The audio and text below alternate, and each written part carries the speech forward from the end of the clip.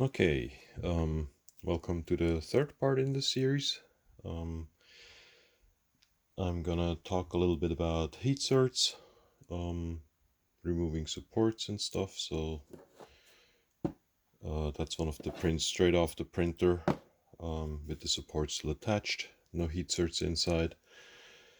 Gonna show you guys how I put in the Heatserts and remove the supports for those that want a printed set that is just in its raw form, just like that. So and then after that, the rest of the video will deal with all the individual parts that are in the set, which Heatserts go where, and those kind of things. So let's start first with this guy here. The only support that it has is basically the front to support the BL Touch mount point, and the little standoff here for the plate here. To support this one actually came off really easy. The other one here is a little tougher. So what I usually do is I just squeeze it up here until I see this little gap here. Not sure you can see that here in the video, but what I do then here is take a knife, open up the gap, put the knife in, and just gently slide through it.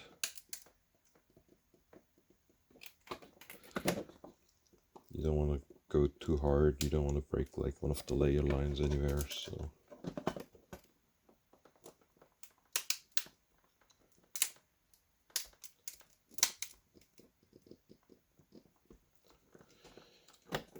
okay, it's almost off.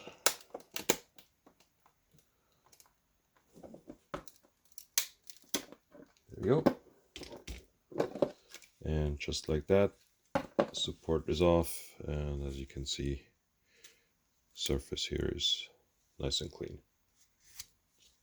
Okay, so that's the part about the support. Now let me set up for the Heatserts and show you how I'm putting those in. One thing about Heatserts, I'm not sure this will show nicely on this screen here, but the two sides are actually not the same on these types here. So if you see this side here, it's nice and flat all the way out. If we turn it over to the other side, as you can see, it has like a slight chamfer on the side. So that's the side that goes into the print. So the flat side is the one that you want to look at when it's inserted. That's going to be at the top of the print. So make sure you get that right. It just goes in nicer and it looks nicer that way. Okay, so for Heatsert, what I do is I use an old soldering iron that I'm no longer using for soldering, and because you can ruin the tip pretty nicely with the plastic and stuff. And so basically this is an old Radio Shack one that speaks about how old it is. And then we take like those Heatserts.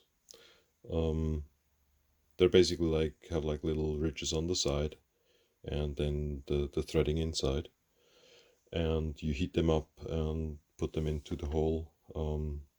If you're getting the ShadowMega kit, that has enough M3 and M4 Heatserts included in the kit, so that you have all the ones that you need to put in. What you do, hold the piece as straight as you can, put the Heatsert approximately in place here, take the soldering iron, put it inside of the inside of the threading, and then gently let it sink in until it's just flush, just like that. You don't have to put pressure on it, the heat will do its work itself. As you can see, this is now nice and flush here. Then you do the second one again, just put it here.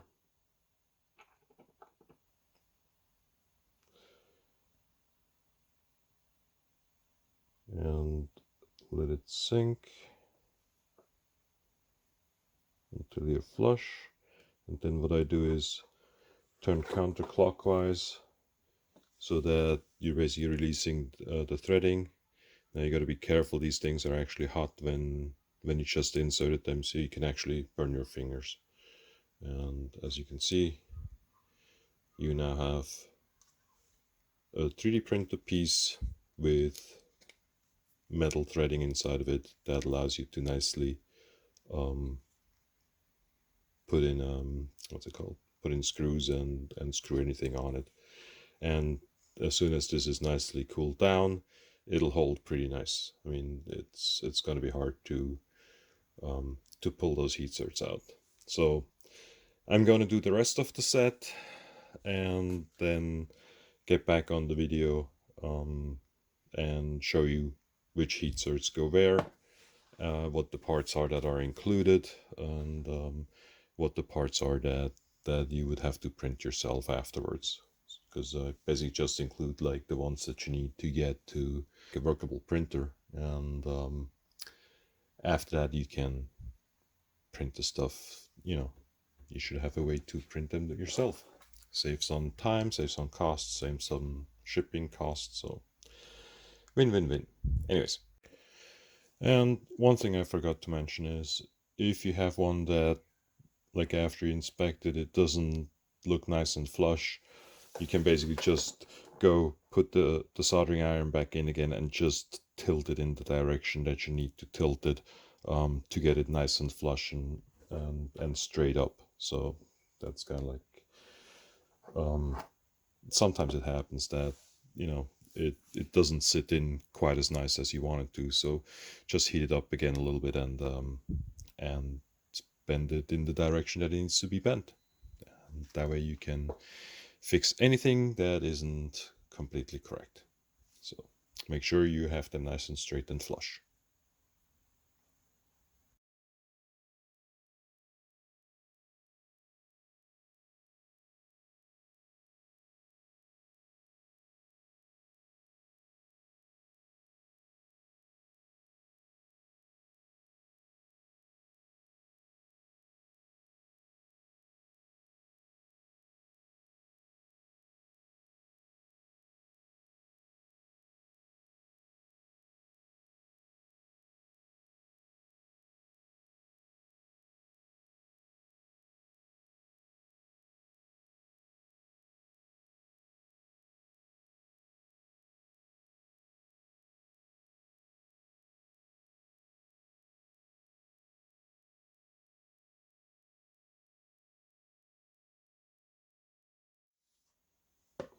So with the stepper angles, you want to go and make sure that you measure the distance between the horizontal holes on your case.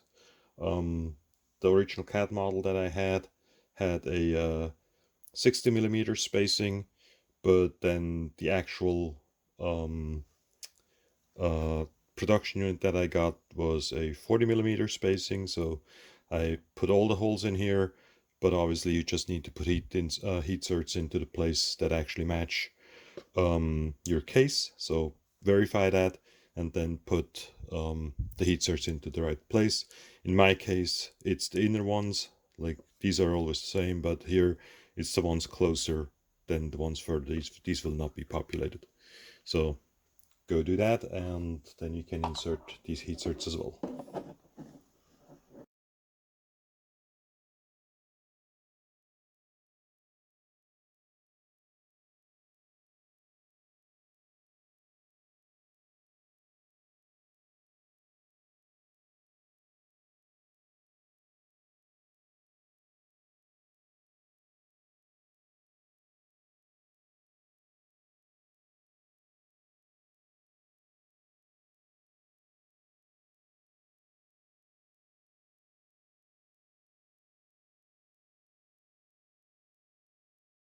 Okay, and that's it.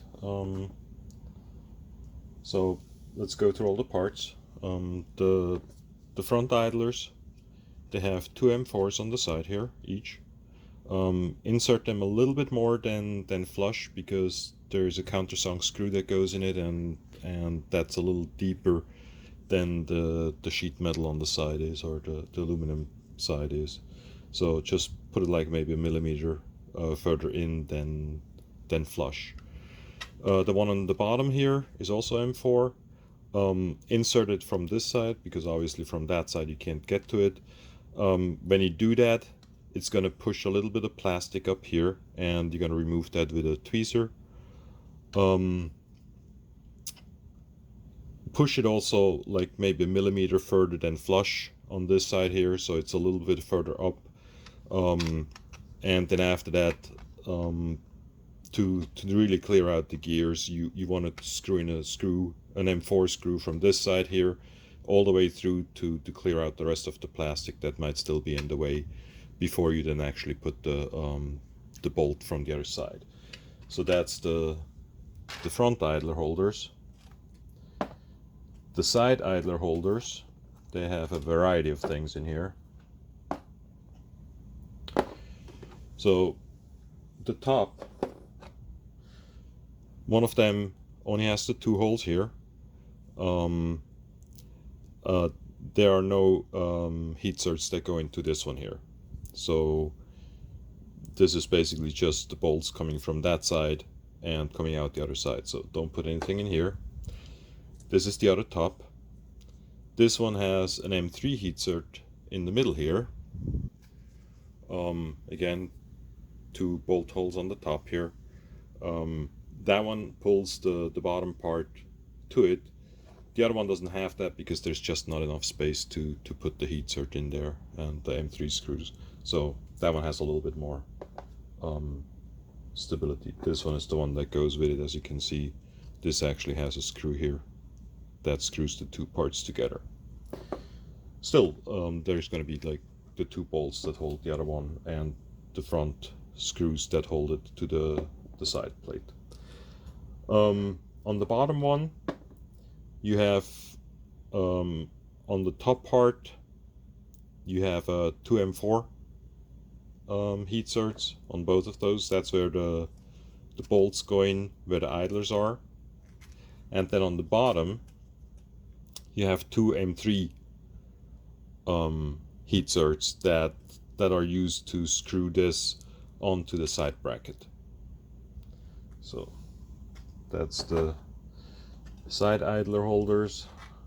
Since I mentioned the side bracket has an M3 Heatsert up here,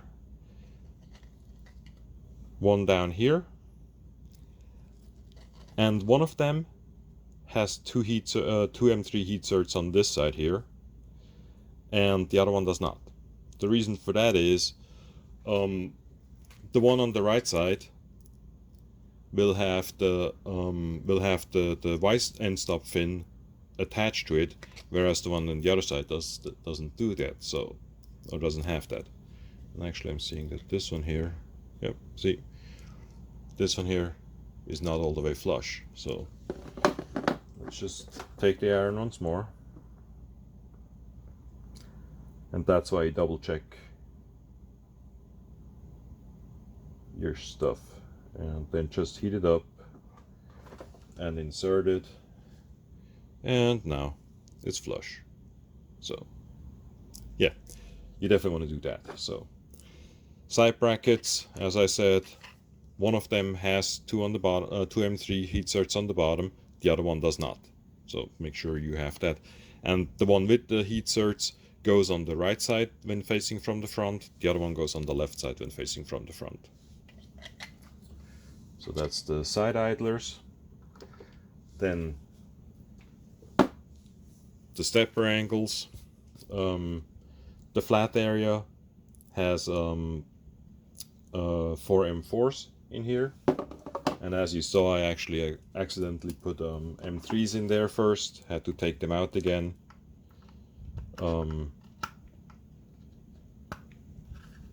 you know, stuff like that happens. So these are 4 M4s here, and then the ones on the top are M3s. This one is not nicely straight, so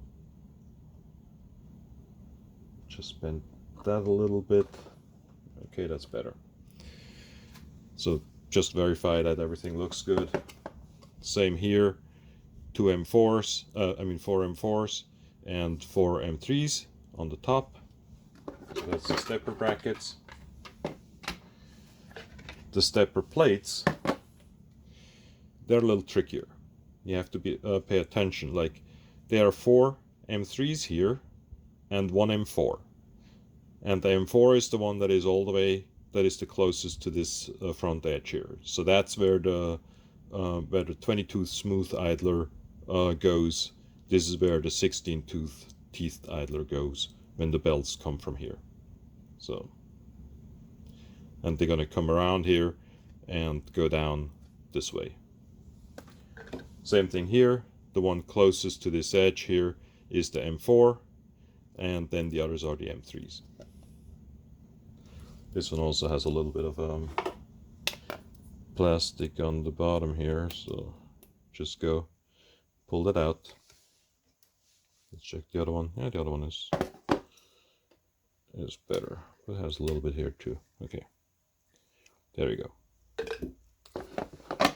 And so that's basically it in terms of Heatserts. Oh, forgot these parts here. That's one of the pieces that will come in the printed set as well. That's where the cable chain goes, and that's in the back right corner of the printer. Has 3 M3 Heatserts here, 2 M3 Heatserts here, one M3 Heatsert here, and these you can optionally fill in as well. This is for a stabilizer to press the cable chain against the channel here, so I'll probably put those in as well. These I have intention eventually to make like plates for cable management that you can screw on here. That's not done yet, so and at this point in time the cables are just hanging there. I mean, one thing at a time, right? I only got so much time on my hands. So I'm not going to populate those with Heatserts at this point in time, but so that's one of the parts that comes with it. The other parts that don't come with it for the top standoff, they also have a couple of Heatserts, and they basically let's see here. They basically fit together like this and form the whole part around it where the top cover goes on. But these, you can basically print them yourself once you have everything else done. Your printer will be more than capable of printing those. And so instead of making the set more expensive and take longer for me to print, I'll leave those parts up to you guys. And that's printed in transparent or translucent pitchy. I think I'm using Inland for that. So that's it for a thing that took now, all in all, about an hour to basically put all of, like, take the supports off and put the Heatserts in. Takes about an hour. So okay, I'm gonna do a quick layout of all the parts, put them nicely out so you guys can see them.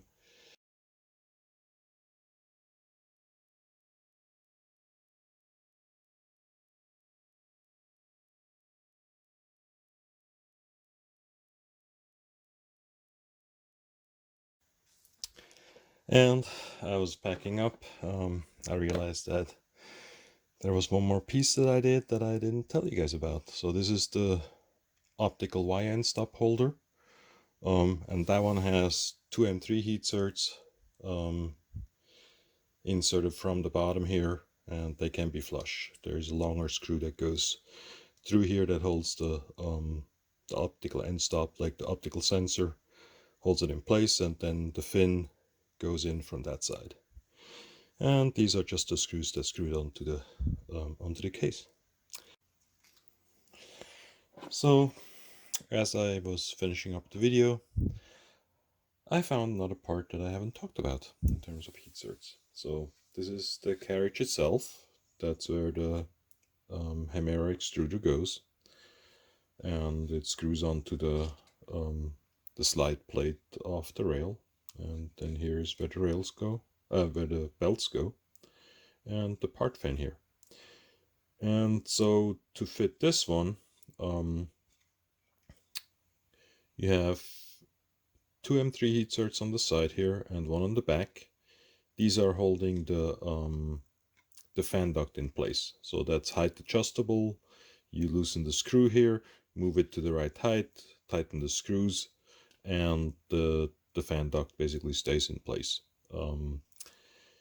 Then up here we have the three belt